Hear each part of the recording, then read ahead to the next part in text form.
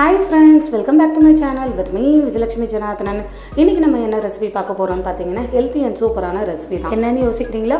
கொள்ளு யூஸ் பண்ணி தான் இன்னைக்கு எல்லாமே பார்க்க போறோம். ஃபர்ஸ்ட் பாத்தீங்கன்னா கொள்ளு குழம்பு, கார குழம்பு எப்படி செய்யறதுன்னு பார்க்கலாம். வாங்க வீடியோக்குள்ள போலாம். அதுக்கு ஃபஸ்ட்டு இந்த மாதிரி ஒரு கடாயை எடுத்துப்போம். அது நல்லா ஹீட் ஆனதும் ஒரு 2 டேபிள் ஸ்பூன் அளவுக்கு எண்ணெய் விட்டுக்கலாம். எண்ணெய் நல்லா காஞ்சி வந்ததும் நான் இங்கே ஒரு 3 பீஸ் அளவுக்கு பூண்டு சேர்க்க போகிறேன். உங்களுக்கு பூண்டு எக்ஸ்ட்ரா வேணும்னா நீங்கள் எக்ஸ்ட்ரா ஆட் பண்ணிக்கலாம். அடுத்தது பார்த்திங்கன்னா சின்ன வெங்காயம் ஆட் பண்ண போகிறேன். இது வந்து ஒரு 8 பீஸ் வரும்னு வச்சுக்கோங்களேன். 8 பீஸ் அளவுக்கு சின்ன வெங்காயம். அது கூடவே பார்த்திங்கன்னா நான் இங்கே பெரிய வெங்காயம் 2 மீடியம் சைஸ் பெரிய வெங்காயம் கட் பண்ணி எடுத்துருக்கேன். அதையும் சேர்த்து ஆட் பண்ணி இப்போ எல்லாத்தையுமே வந்து ஃப்ரை பண்ணி விட்டுக்கலாம்.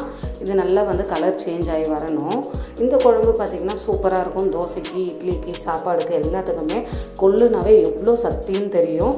உதிரைக்கே கொள்ளு தருவான்னு சொல்லுவாங்க இல்லையா, அதே போல் இது ரொம்ப ஸ்ட்ரென்த் அண்ட் ஹெல்த்தியான ஒரு ரெசிபி தான். அடுத்தது தக்காளி, இங்கே 4 தக்காளி ஆட் பண்ணியிருக்கேன். மீடியம் சைஸ் தக்காளி இந்த மாதிரி சாப் பண்ணி ரஃபாக சாப் பண்ணி தான் ஆட் பண்ணுறேன். ஆட் பண்ணி இது பார்த்திங்கன்னா ஒரு 80% வந்து வதங்கினா போதும். ரொம்ப வதங்க தேவையில்லை. நம்ம மிக்சியில் போட்டு தான் அரைக்க போகிறோம். இது எதுக்காக பண்ணுறேன்னு பார்த்திங்கன்னா இந்த ஸ்டெப் பண்ணால் பச்சை வாசனை வராது. அதுக்காக தான் இந்த மெத்தட் யூஸ் பண்ணுறோம். இப்போ இது கூடவே பார்த்திங்கன்னா 1 டேபிள் ஸ்பூன் அளவுக்கு நான் இங்கே முழு மிளகு ஆட் பண்ணுறேன். இது வந்து காரத்துக்காக ஆட் பண்ணுறேன். கொஞ்சம் நல்லா டேஸ்ட்டாகவே இருக்கும் கொள்ளோடு சேர்த்து சாப்பிடும்போது. இப்போது இது நல்லா வதங்கி வந்துருச்சு. இது வந்து ஸ்டவ் ஆஃப் பண்ணி ஆற விட்டு எடுத்துக்கலாம். அடுத்தது ஒரு குக்கர் எடுத்துப்போம். இது குக்கர்லேயே தாங்க நான் செய்ய போகிறேன். தனியாக ப்ரெஷர் பண்ணி எடுத்து செய்ய போகிறதில்ல. எல்லாமே 1 பாட் ரெசிபி மாதிரி தான் குக்கரில் போட்டு அப்படியே விசில் அடிக்க போகிறோம். இப்போது 4 டேபிள் ஸ்பூன் அளவுக்கு எண்ணெய் விட்டுக்கலாம். எண்ணெய் நல்லா காஞ்சி வந்ததும் கொஞ்சம் கடுகு, கொஞ்சம் சீரகம், வெந்தயம் எண்ணெய் ஆட் பண்ணலாம். அடுத்தது கருவேப்பிலை இதெல்லாம் ஆட் பண்ணி நல்லா பொரிஞ்சு வந்ததும் கொஞ்சமாக இஞ்சி பூண்டு விழுது ஒரு டேபிள் ஸ்பூன் அளவுக்கு ஆட் பண்ணியிருக்கேன்.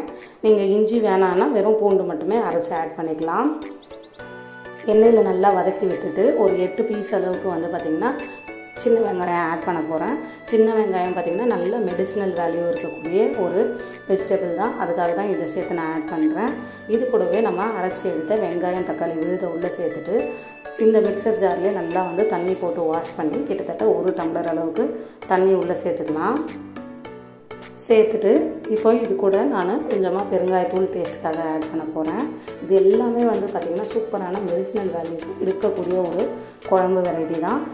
தேவையான அளவுக்கு உப்பு, இங்கே 1.5 டேபிள் ஸ்பூன் அளவுக்கு நான் கல் உப்பு ஆட் பண்ணியிருக்கேன். நீங்கள் சால்ட்னா அதுக்கேற்ற போல் ஆட் பண்ணுங்கள்.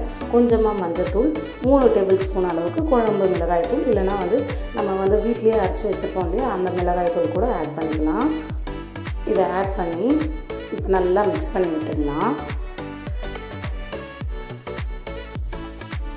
மிக்ஸ் பண்ணியாச்சு.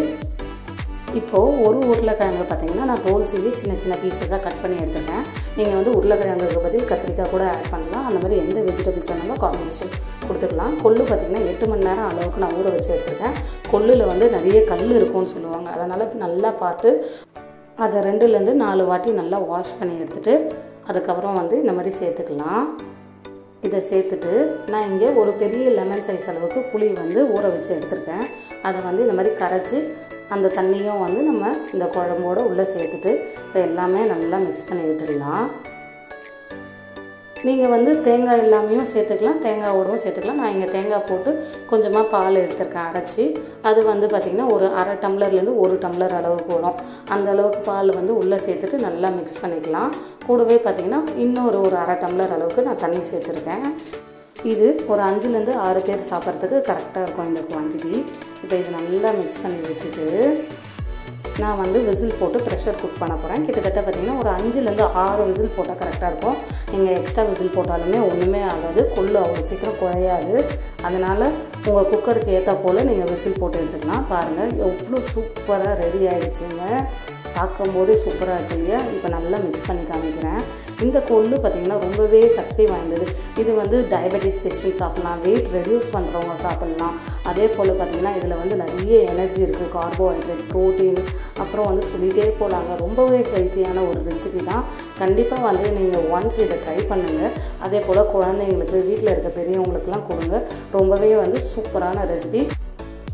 இதை வந்து நீங்கள் இட்லி, தோசை கூடயும் வச்சு சாப்பிட்லாம். மேலும் இந்த மாதிரி பல வீடியோகளுக்கு மறக்காமல் என் சேனலை லைக் பண்ணுங்கள், ஷேர் பண்ணுங்கள், சப்ஸ்கிரைப்